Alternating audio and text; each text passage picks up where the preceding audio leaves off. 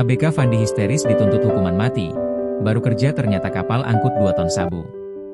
Seorang anak buah kapal, ABK, asal Medan bernama Fandi Ramadan histeris saat menghadapi tuntutan hukuman mati dalam perkara penyelundupan sabu seberat hampir 2 ton.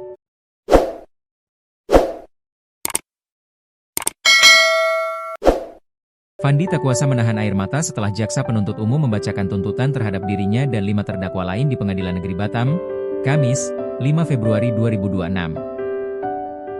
Melansir Tribun Batam, narkotika tersebut diangkut menggunakan kapal Sea Dragon dan ditangkap aparat di Tanjung Balai Karimun, Kepulauan Riau pada Mei 2025. Adapun barang buktinya mencapai 1.995.130 gram sabu.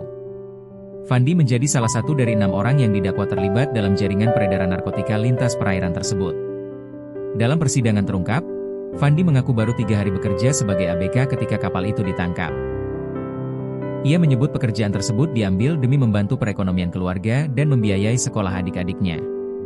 Di persidangan, Fandi juga menyatakan tidak mengetahui adanya muatan narkotika di kapal yang ditumpanginya. Suasana sidang berubah haru setelah tuntutan pidana mati dibacakan. Ruang sidang yang sebelumnya hening mendadak dipenuhi isak tangis terdakwa dan keluarga.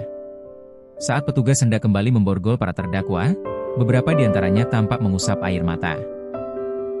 Fandi yang tubuhnya tampak semakin kurus berjalan tertatih menghampiri ibunya, Nirwana, 48. Tidak adil hukum di Indonesia ini, ucap Fandi dalam dekapan sang ibu sebelum digiring keluar ruang sidang, dilansir Tribun Batam.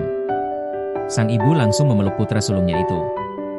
Nirwana meyakini anaknya tidak terlibat secara sadar dalam penyelundupan tersebut.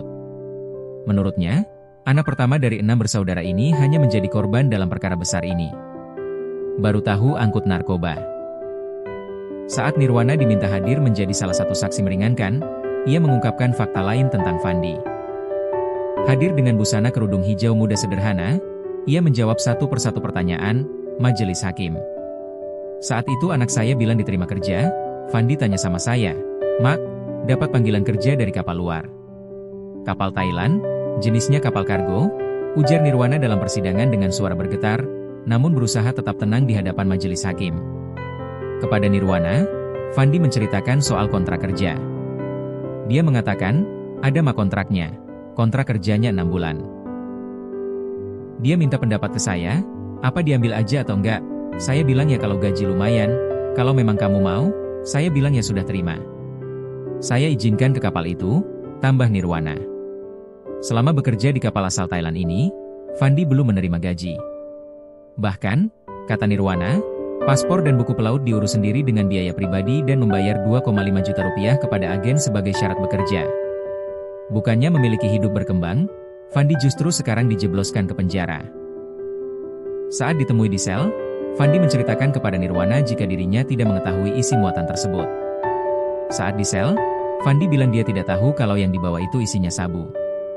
Tahunya itu sabu setelah penangkapan, terangnya.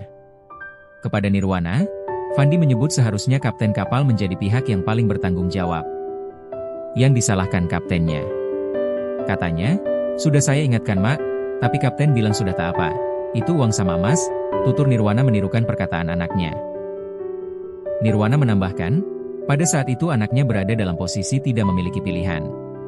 Sebab, saat sudah berada di tengah laut, anak buah harus tunduk kepada kaptennya. Kalau sudah di kapal begitu, mau kemana lagi? Ucap Fandi kepada Nirwana. Nirwana juga sempat mempertanyakan mengapa anaknya tidak membuka muatan tersebut. Namun, menurut pengakuan Fandi, hal itu tidak mungkin dilakukan. Kalau abang buka sendiri, jelas abang dibuang ke laut, kata Nirwana menirukan pengakuan Fandi.